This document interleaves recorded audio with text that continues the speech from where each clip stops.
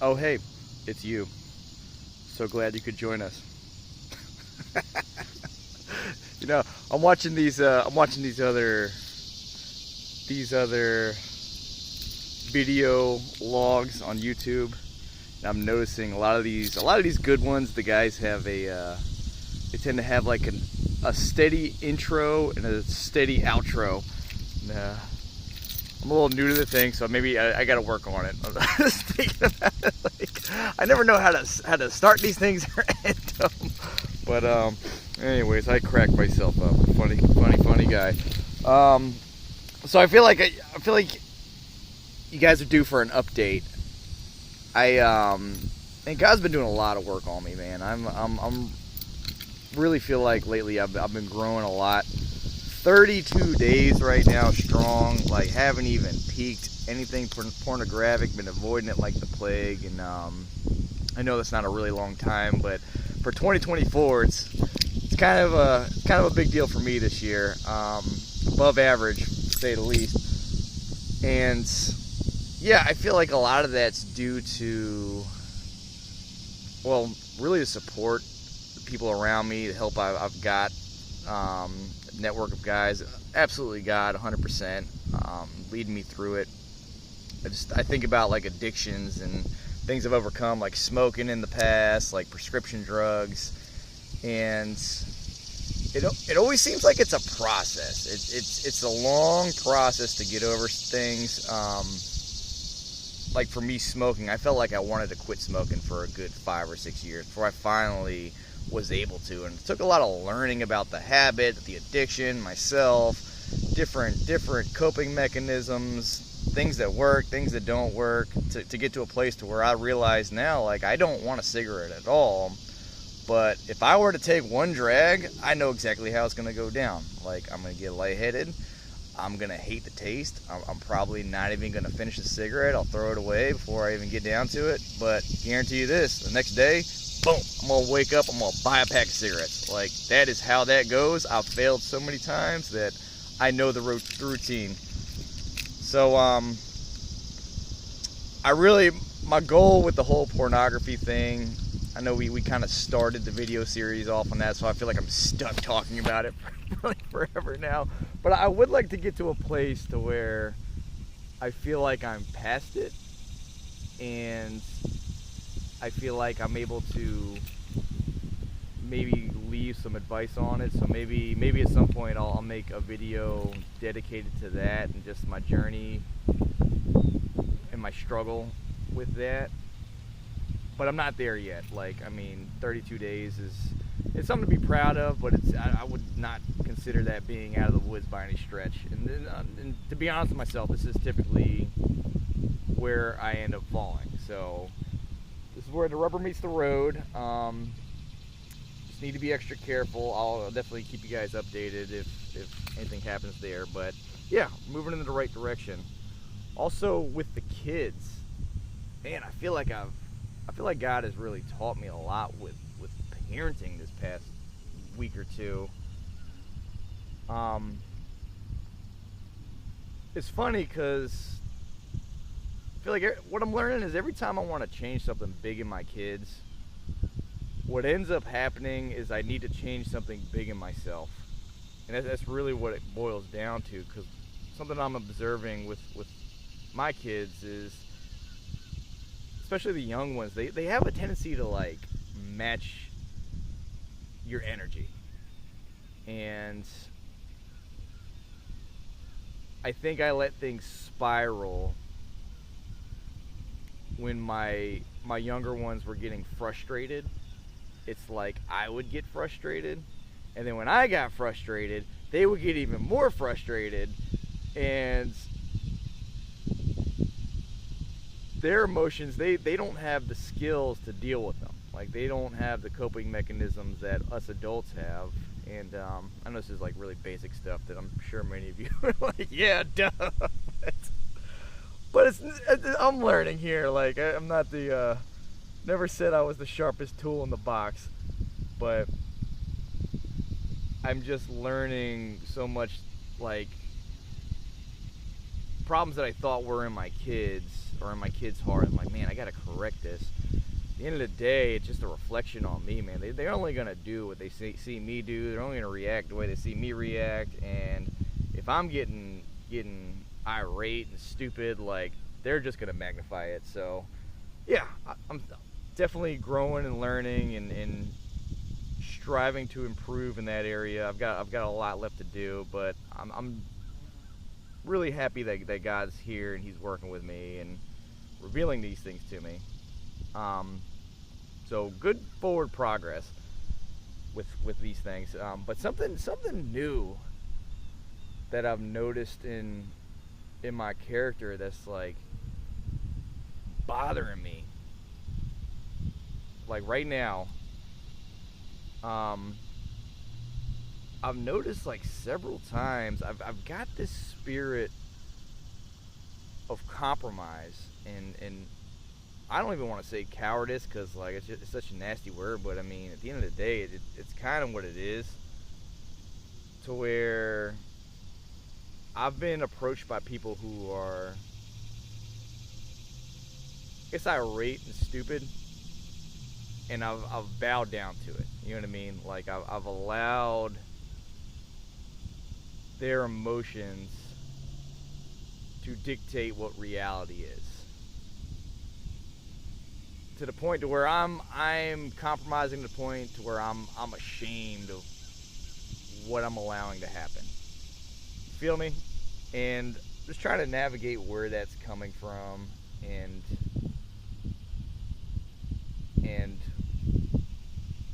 why that is. For good reason, because it brings me to our passage here. Really got me thinking about this and like how serious this is. It's in Genesis. Let me turn over to it. Forgive me, it's a little windy.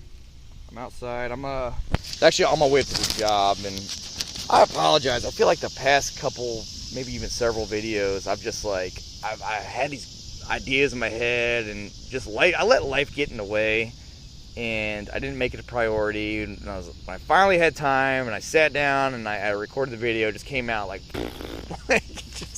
I don't feel like my heart was where it was at. So right now, my heart's running. I feel like the iron's hot. I'm trying to strike. So here I am. Let's get right on into it. So in Genesis 25, verse 29. And this is about Jacob and Esau. So just a little context and backdrop. Like, this is a really good story in Genesis between Jacob and Esau. I'm sure many of you are familiar with it, but it's a tough one to wrestle with because you see Esau, he's the older brother, and he seems like a solid guy. Like, he just seems like a good dude, works hard, man's man, like, hunts, takes care of his own, like, he's got all the parts, you know what I mean? Whereas Jacob kind of, like, comes off a little, I mean, I don't want to say it, but I guess a little more on the feminine side, like, not really about that hard work, that life, like, just doesn't have the respectable character traits that Esau shows. And as the story goes on, you kind of see that, you know, Jacob's got it. He's like a little weasel, man. Like, he's far from perfect. But God chooses to bless Jacob, and he chooses Jacob over Esau. And it's something we're kind of left to wrestle with, of like, well, why is that? Like, he just kind of goes to show that he's kind of a scumbag, man. Like, he's not a solid guy like Esau, at least it seems. Like, what's the reason behind it? And it all boils down to this one part in Genesis 25:29. Once when Jacob was cooking stew, Esau came in from the field, and he was exhausted. And Esau said to Jacob, "Let me eat some of that red stew, for I am exhausted." Therefore his name was called Edom. Jacob said, "Sell me your birthright now." Esau said, "I am about to die. Of what use is a birthright to me?" Jacob said, "Swear to me now." So So he swore to him and sold his birthright to Jacob. Then Jacob gave Esau bread and lentil stew, and he ate and drank and rose and went on his way. Thus Esau despised his birthright.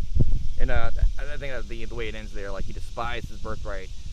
I don't know if he actually despised it. I think later on in the story you see how much he really wanted his birthright, but his actions and what he did and how he compromised is how he despised his birthright. And I think when we look at the dynamic between Esau and Jacob, like, it really is the one thing, and it seems like such a little thing. It really does. Like, I mean, the dude's starving. He comes back. He comes to Jacob, like, begging for food, and Jacob, man, he just kind of capitalizes on it and takes advantage of his brother, it seems like, which is grimy. But the part that God hated the most was the compromise. The fact that Esau put it all aside and compromised in that moment. You know what I mean? That it would come back to haunt him, and I feel like the story really shows a contrast of, like, hey, even though Jacob's got all this mess, all these things that are wrong in his character, this is what I hate more, you know. And right now it's opening my eyes to like, man, this compromise, this spirit of compromise in my heart has got to go, man. I do not want this to fester. I do not want this to be there. It could cost me my relationship with God at the end of the day. And that's a scary thought, for real. So yeah, something I'm wrestling with. Where is it coming from? For me, I think in this instance, I think the business kind of gets in the way a little bit. I hate to admit it, but, like, I feel like running a business, you kind of have that customer's always right mentality, to where you got to please everybody. And, you know, for me, it's not worth squabbling with the customer over a few $100s for the sake of my reputation. You know what I mean? Like, I'll remember when you come back to me and re-engage, you're gonna pay me that $300 with interest. But, you know, when it comes to my reputation,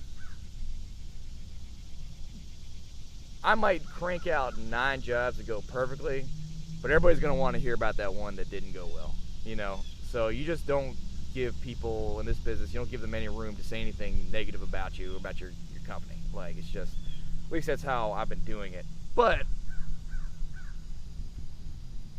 I gotta stand for what's right at the end of the day.